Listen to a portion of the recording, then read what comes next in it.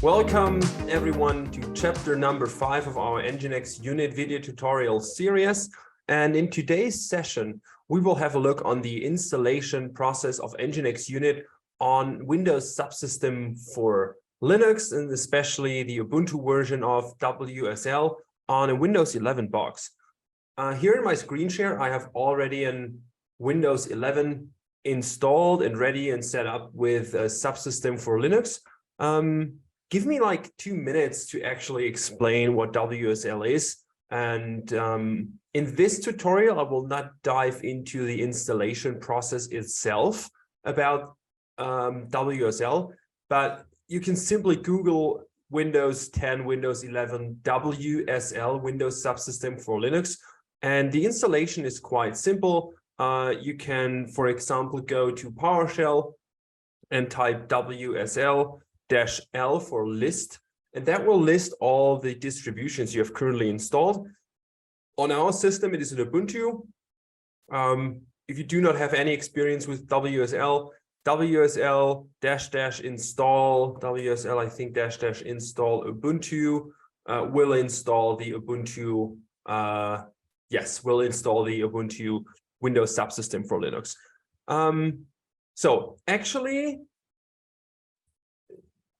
Subsystem for Linux is an virtualized environment that is very easy to manage. As said, it's a command line interface called WSL, where you can install and list and do a couple of things with your Subsystem for Linux. But as this is not a tutorial about Subsystem for Linux, I will just say, if you do not have Subsystem for Linux currently available, check out WSL for Windows 11 or Windows 10, and make sure you install something like Ubuntu or Debian on your Windows computer. Once done, you can type WSL to jump into your Linux environment, and that's what we have here. So we can check the OS release, which is Ubuntu 22.04 LTS, and that's like inside my WSL system. And what we're going to do right now is we use the configuration script we already know from the normal Ubuntu-based installation without Subsystem for Linux. And that's what we're going to do here. So we have wget again against a script we provide in our GitHub repository. We make it executable then, and then we are basically execute the script with a command called repo config. Okay, good. So again, we can change that to HTTPS to make the copy functionality work. For some reason, it looks like the Windows VM is a little slow today for whatever reason, but we'll do it. All right, so we can work a little bit slower today. So repository installation script, there you go. So now with HTTPS enabled, the copy clipboard thing is something we can use. So then go back to the Windows Subsystem for Linux or WSL Ubuntu command prompt, not into PowerShell. That's the most important thing. Then right mouse click and paste that. And what we do is we do an wget HTTPS from GitHub, from our repository, the setup unit, and then we run it with the repo config at the end. Right. So now we need my sudo password. Okay, good. Let's give it a password. So we're downloading the setup unit script, and then we execute the script with repo-config. Okay, let's see. We'll take a couple of minutes to download the keys and configure the repository. We should be good in a minute here. And after the repository was successfully configured, we can then use apt or apt, the package manager for Ubuntu, to install unit, and yeah, maybe a language module, as we already know something about the installation process from the other chapter. I think we are good to go here. All right, so configured with apt on Ubuntu 22.04, all done. NGINX Unit repository set up. Perfect. So let's try basically sudo apt install unit. Enter. All right, that looks good.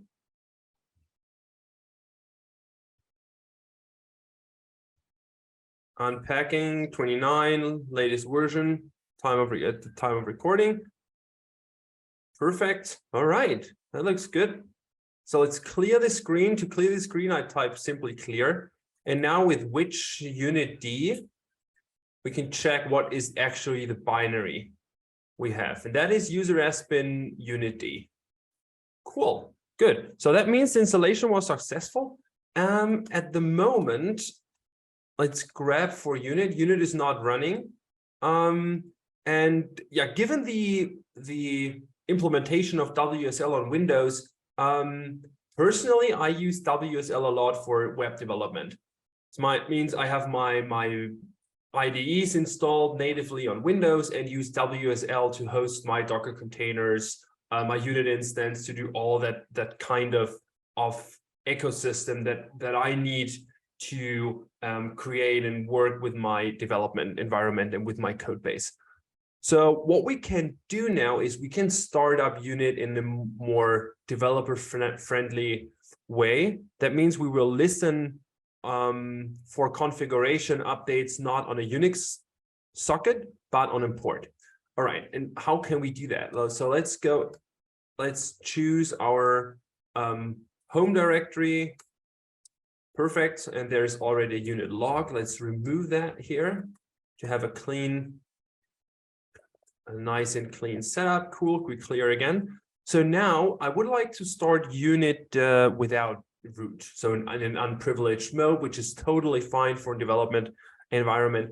And to do that, we can type unit d --help to get the options we have to configure unit for runtime or at runtime without using a service, for example, to do that. So we type unit d. First thing I want to do is I want to tell unit what control socket we are using. So -- control, and then I'm using localhost port 9090 something 9090. Next one is we need to tell unit where to store the PID file.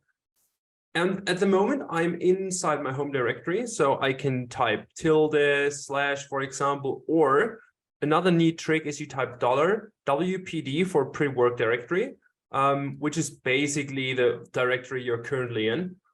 So $WPD, then unit.pid, perfect. And I would like to store the log file into the same directory, WPD/unit.log. Great. And I want to run in non-demonized mode. That means we run unit in the foreground. So anything that will be printed to standard out or standard error from the unit D binary will be printed on screen. All right, unit D control is set, PID is set, log is set, no daemon is set. State directory is something we can do as well.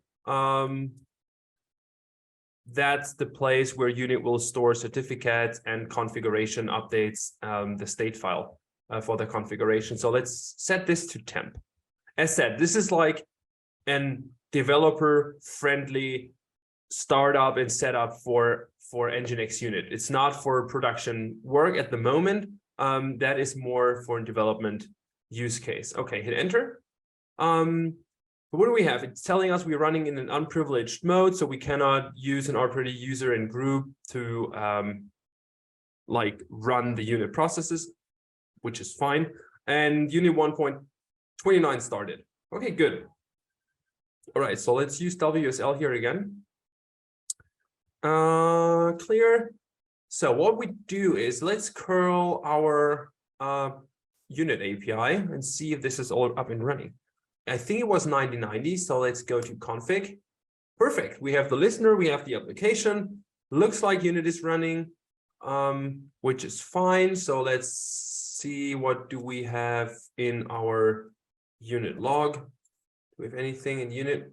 Oops, anything in unit log? Yeah, just that it started. It prints that we do not have any matching modules in user-lib unit modules. And that is because we haven't installed any modules. There will be a chapter about the language module, so what language modules are, and how to use it. So if you're interested in that, it is chapter 9 of the video tutorial series about language modules. So you will learn a lot about what this means and how to install actually language modules. Okay, that is enough for chapter 5. We have learned how to install NGINX Unit on Windows Subsystem for Linux, how to start Unit up for a development use case and purpose. And yeah, I'm really looking forward to see you all in chapter 6. Stay tuned and see you next time. Bye.